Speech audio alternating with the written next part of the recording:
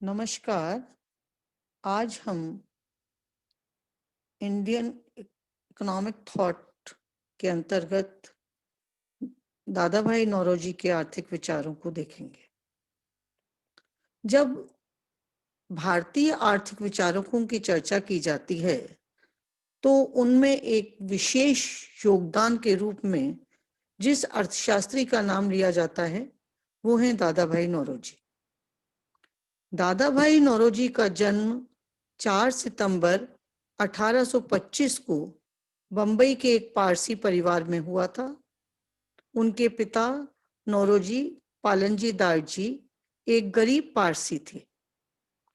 नौरोजी की उच्च शिक्षा एनफिल्ड कॉलेज मुंबई में हुई। अपनी विलक्षण बुद्धि के कारण वे हमेशा कक्षा में प्रथम आते थे और अपने इस कारण से अपने प्रोफेसर्स की कृपा का पात्र रहे। प्रोफेसर ओलेवा उनको भारत की आशा कहा करते थे, यानी उनकी ये कहा जाता है कि पूत के पग पालने में दिखते हैं, वो स्थिति उनके साथ में थी। यानी नौरोजी की प्रतिभा को बचपन से ही उनके गुरुजनों ने पहचान लिया था। वह भारत के प्रथम गणित शास्त्र के प्रोफेसर नियुक्त हुए। वह प्रथम भारतीय थे जो इंग्लैंड में भारत के लिए संसद के सदस्य चुने गए थे। वे प्रथम भारतीय थे जो राजकीय वित्त आयोग के सदस्य नियुक्त हुए थे। वे प्रथम भारतीय थे जिन्होंने भारत के लिए स्वयं शासन की मांग की थी। यहाँ तक कि गांधी जी पर भी उनके विचारों का बहुत गहरा प्रभाव पड़ा और गांधी जी नौरोजी के परम शिष्य बन गए थे। 1856 में वे लंदन के कॉलेज में अध्यापक नियुक्त हुए तथा 10 वर्ष तक उसी स्कूल में कार्य करते रहे। लंदन में रहकर उन्होंने लंदन इंडियन सोसाइटी की स्थापना की थी। इस सोसाइटी का मुख्य उद्देश्य भारतीय छात्रों को एकत्रित करके भारत की समस्याओं पर विचार करना तथा समस्याओं को हल करने के उपाय ढूंढना था। यानी दादा भाई नौरोजी जैसा व्यक्ति विदेश में रहकर के भी, इंग्लैंड में रहकर के भी भारतीयों को नहीं भुला पाया था और वहां पर भी उनके दिमाग में भारतीयों की समस्याएं घुमा करती थीं। बाद में नौरोजी ने यूरोप के देशों की अर्थव्यवस्था का अध्ययन किया। उन्होंने उस समय की ज्वलंत समस्याओं का के संदर्भ में अनेक लेख लिखे। 1901 में प्रकाशित उनकी पुस्तक poverty and un-British rule in India उनका सबसे महत्वपूर्ण ग्रंथ है। 1916 में बंबई विश्वविद्यालय ने उनको डॉक्टर ऑफ लॉ की उपाधि प्रदान की। 20 अगस्त 1917 को दादा भाई नौरोजी का बीमारी के कारण देहांत हो गया। इतने महत्वपूर्ण आर्थिक विचारक रहे दादा भाई नौरोजी। दादा भाई नौरोजी के जो प्रमुख आर्थिक विचार हैं, जिनको कि आज भी हम विभिन्न विचारकों के विचारों का केंद्र मानते हैं, वो दादा भाई नौरोजी के आर्थिक विचार उनकी प्रमुख पुस्तक poverty and un-British rule in India में देखने को मिलते हैं। दादा भाई नौरोजी के प्रमुख आर्थिक विचारों को हम कुछ हेडलाइन के अंतर्गत बांट के देख सकते हैं, जैसे गरीबी की समस्या पर दादा भाई नौरोजी के विचार, निर्धनता के कारण पर नौरोजी के विचार, प्रवाह का सिद्धांत, ब्रिटिश शासन की आलोचना पर नौरोजी के विचार और भारत की राष्ट्रीय आय पर नौरोजी के विचार।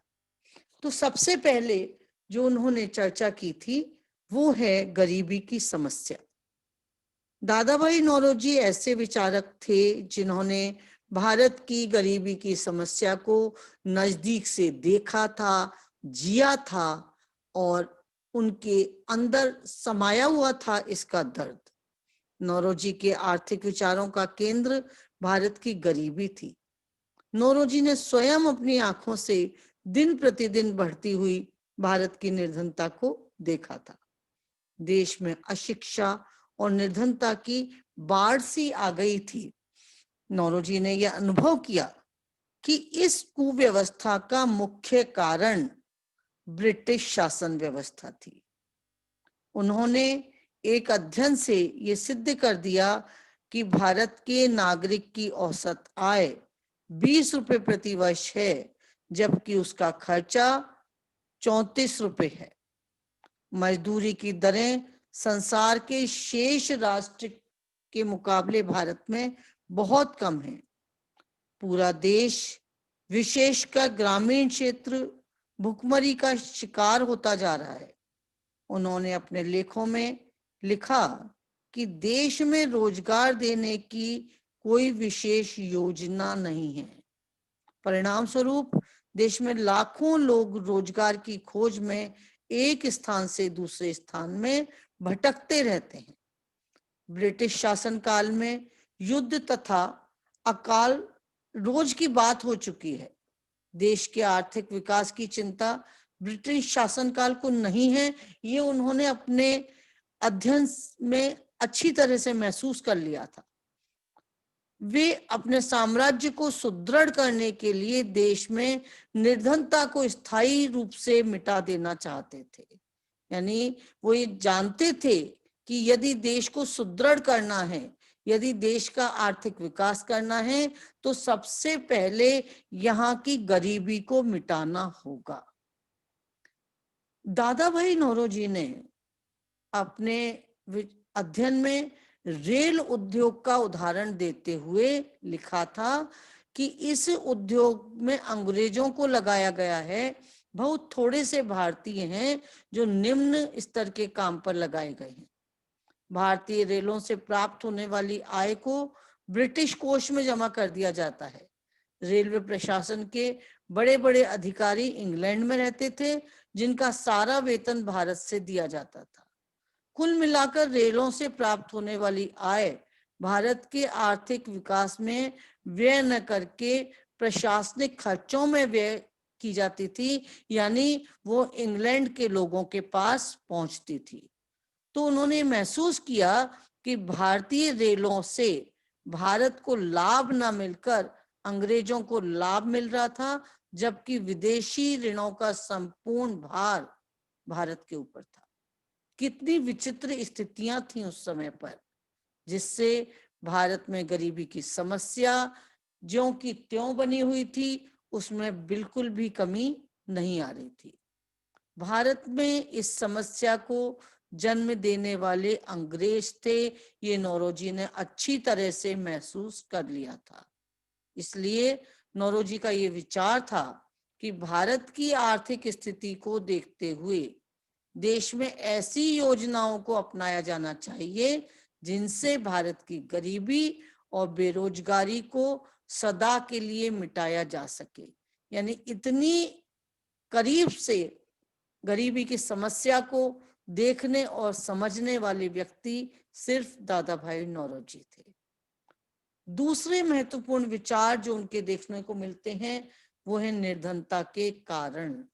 यानी ऐसे कौन से कारण हैं जिस कारण से भारत की जनता निर्धन है और निर्धनता को यहाँ पर बढ़ावा मिल रहा है, इस पर उन्होंने चर्चा की।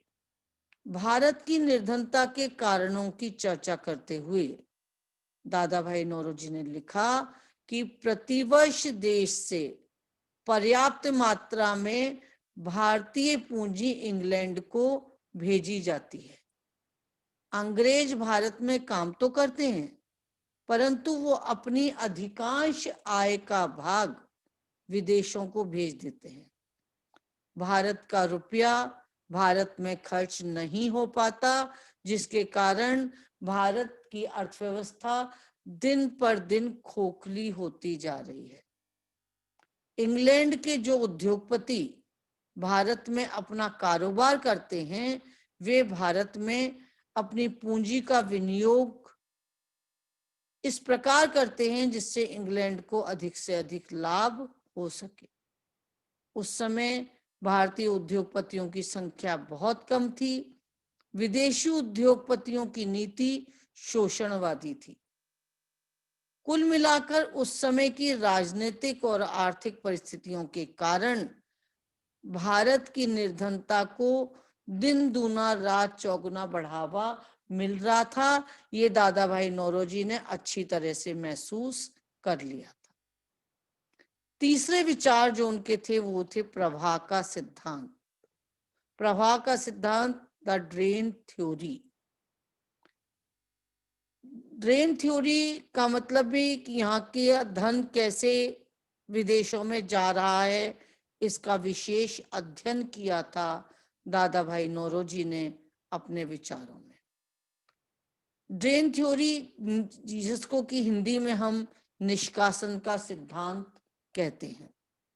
प्रवाह का सिद्धांत उनकी पुस्तक का जो प्रमुख पुस्तक थी, the poverty and un-British rule in India, का केंद्र बिंदु रहा।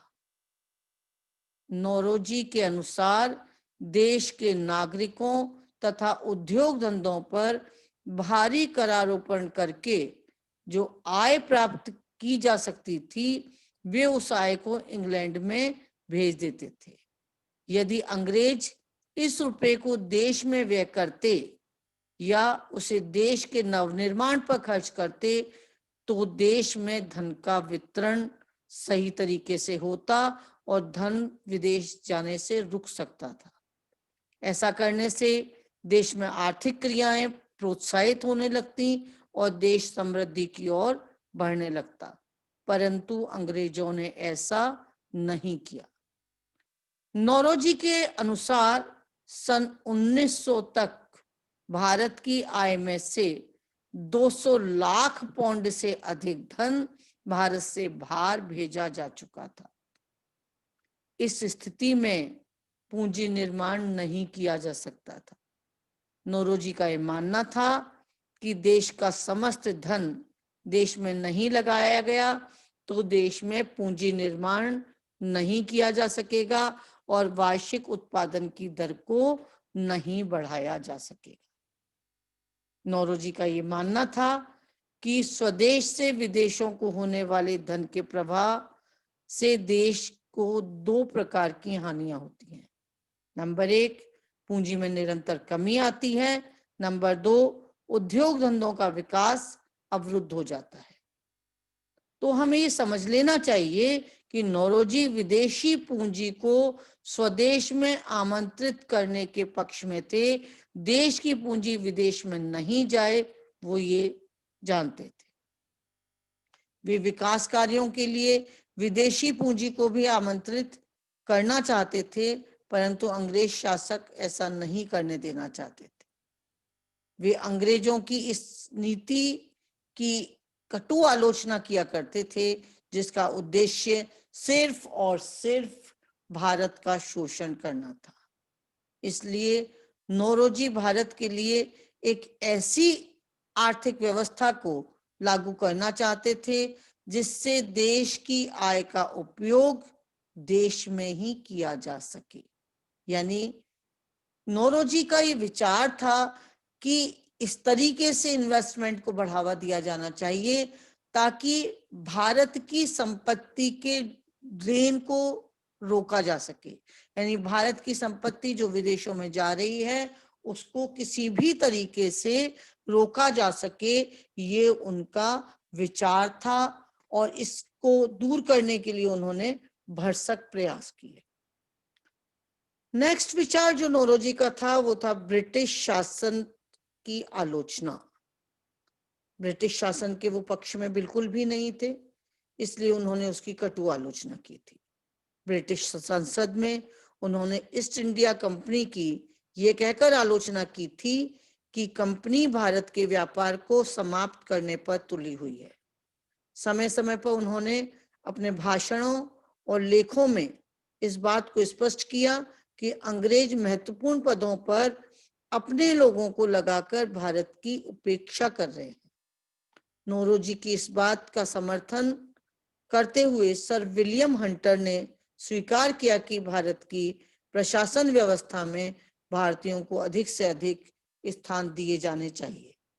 भारत की गरीबी का उन्मूलन करने के लिए उन्होंने कुछ सुझाव दिए थे, जैसे नंबर 1, भारत और इंग्लैंड को चाहिए कि वे अपने अपने देशों में काम करने वाले देशवासियों के वेतनों का भुगतान स्वयं करें। नंबर 2, अंग्रेजों की भारत में बहुत ऊंचे वेतन दिए जाते हैं, अतः उन्हें सेवानिवृत्ति के बाद पेंशन नहीं दी जानी चाहिए। नंबर 3, उनका ये सुझाव था कि भारत पर समुद्री मार्ग से आक्रमण नहीं हो सकता है, अतः भारतीय नौसेना पर जो व्यय होता है उसको भारत से वसूल नहीं किया जाना चाहिए। नेक्स्ट विचार जो नौरोजी के देखने को मिले वो था भारत की राष्ट्रीय आय। भारतीयता नौरोजी के रग रग में समाई हुई थी। उनके सारे विचारों में भारतीयता देखने को मिलती है। भारत की उन्नति किस तरीके से हो, इस पर उन्होंने अपना सारा ध्यान दिया। नौरोजी प्रथम भारतीय नागरिक थे जिन्होंने राष्ट्रीय आय की गणना और उसके विस्तार के बारे में अपने विचार दिए थे। नौरोजी के समय राष्ट्रीय आय के आंकड़े द इंडियन इकोनॉमी में प्रकाशित होते थे। इन आंकड़ों के बारे में नौरोजी का यह कहना था कि कई दृष्टियों से ये आंकड़े त्रुटिपूर्ण थे। नौरोजी ने राष्ट्रीय आय का अपना अनुमान दिया था। सरकारी आंकड़ों के आधार पर अनुमान लगाते हुए उन्होंने 1867 से 1870 के बीच के वर्षों में बंबई प्रेसिडेंसी में प्रति व्यक्ति आय 20 रुपए बताई थी। उनके अनुसार एक व्यक्ति को जीवित रखने के लिए 34 रुपए की आवश्यकता थी। उनके अनुसार एक सामान्य भारतीय को उतना अनाज और उतना कपड़ा नहीं मिलता जितना एक सामान्य अपराधी को दिया जाता है। इसलिए भारतीयों का सामान्य जीवन स्तर बहुत नीचा होता जा रहा है। यदि उस समय की परिस्थितियों को ध्यान में रखते हुए उन्होंने ये कहा था कि यदि भारत का विकास करना है तो यहाँ की राष्ट्रीय आय को बढ़ाना होगा। कुल मिलाकर हम ये कह सकते हैं कि नौरोजी ने अपने समस्त आर्थिक विचार भारत की अर्थव्यवस्था की उन्नति और भारतीयों को गरीबी से उन्मुक्ता कैसे मिल सके इस पर दिए थे। धन्यवाद।